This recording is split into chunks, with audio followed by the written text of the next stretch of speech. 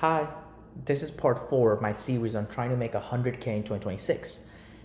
And in part 4, this is me trying to charge 8K for automation getting rejected. So in part 1, I made my first dollar. In part 3, I made my first $200. And what happened was I was so excited for this sales call because I was trying to get more clients, more proof. And I'm doing the same thing. If you've not seen the videos before, I apply for jobs on Upwork. I also do cold email on the side, but I'm doing jobs on Upwork. I apply for jobs, I over deliver, and then I get on sales calls, and then I try to sell them on it.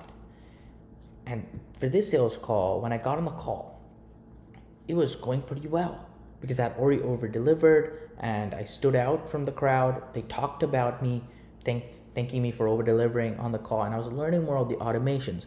I was learning more about what's happening. And in that, I realized that this is an automation for an HVAC service. So they have 5 workflows, they join together and they resell these to HVAC companies.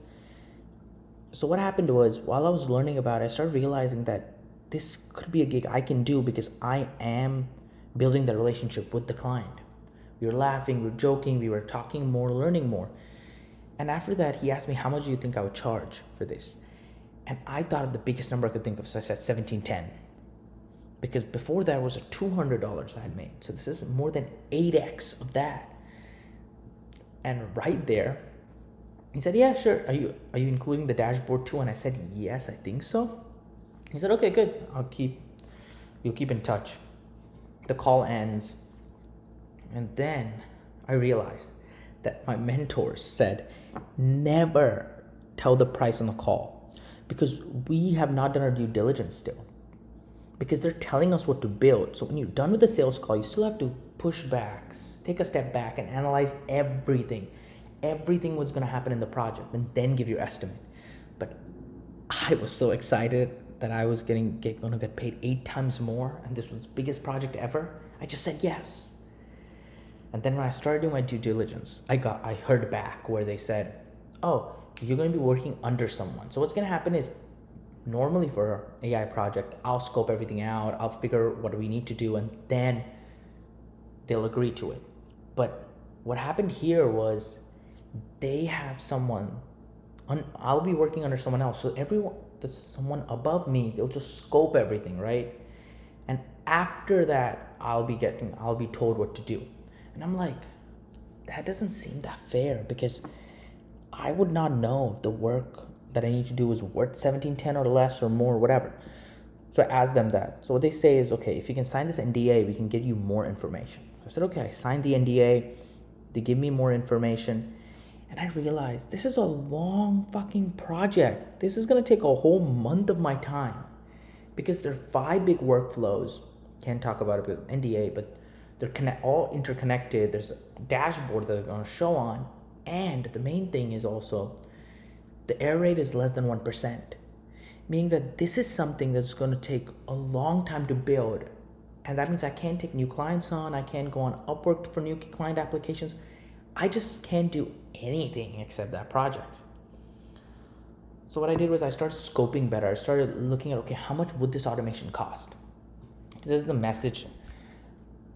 Oh wait, before I show you the message what I sent them, we got another call. And you could see that they were attached to the 1710 number because the instant I said it them out, it was uploaded in his brain that's the number 1710.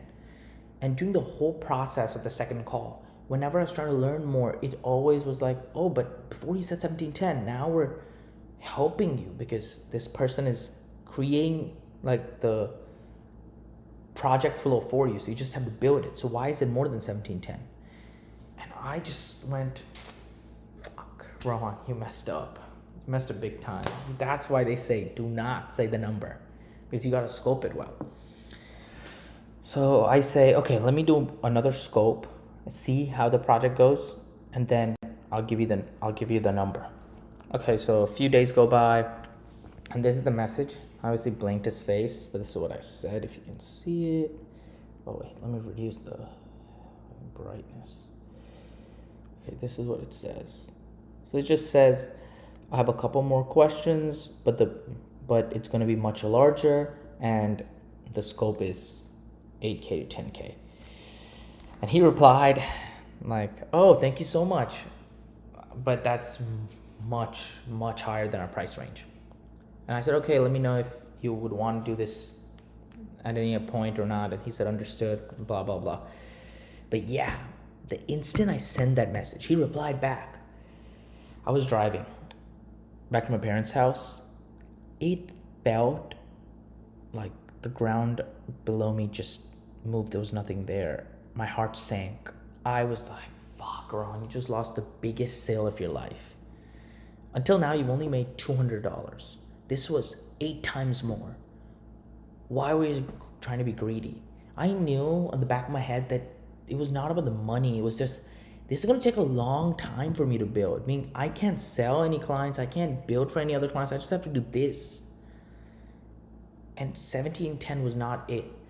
And I was just, you know the thing when you price something that you think is justified, they say no, and you go, what if I had just gone a little lower? What if I had just gone 1,000 less, 2,000 less? And that thought just kept going in my brain. I was with my parents and I was talking to them, but my brain wasn't there. I was thinking that, like, what if I put 2K less? What if I put it at 6K? What if I put it at 5K? What if I put it at 4.5K? And the only way I was able to come out of that was just get on more sales calls, apply for more jobs, over-deliver, and just keep going through that cycle. Like I said before, we just gotta over-deliver to get clients. We gotta, one is reply fast. My bad, I forgot for a second. Reply fast. And the last thing is we keep going and keep improving. And this big thing that happened to me took my whole weekend. I couldn't think of anything else but that for the whole weekend. But you know what happened after? I started becoming more, what do you call that? I started being very articulate and very particular of saying a price on call. I would never say it now. I've had a few sales calls after that and I never say the price anymore. Because that's a scar I had to learn on my own. Because there's some scars, even if your mentors tell you, even if people ahead of you tell you, sometimes you have to learn those scars by yourself. Even if you know it's a mistake, you have to live it to remember it. Like right now, I never tell a price on a sales call. And this was the process of me learning from that scar. And I hope if y'all watching it, y'all learn from that. Obviously, there's nuance to it because I sell custom builds that is hard to price. If you sell something once and you're selling the same system over and over again, you can price on call. But for me, it's like I build custom things, so it's hard to price on call right now. If you watched till the end, thank you so much for watching. This is part 4 of my series. As I keep going, I'm gonna share more about my wins, my losses, stuff I built for my clients, and how what I did for each system that I built for them, or was I auditing their system, or what did I do if something big happened to me? I'll share everything. So thank you so much for watching, and I'll see y'all next time.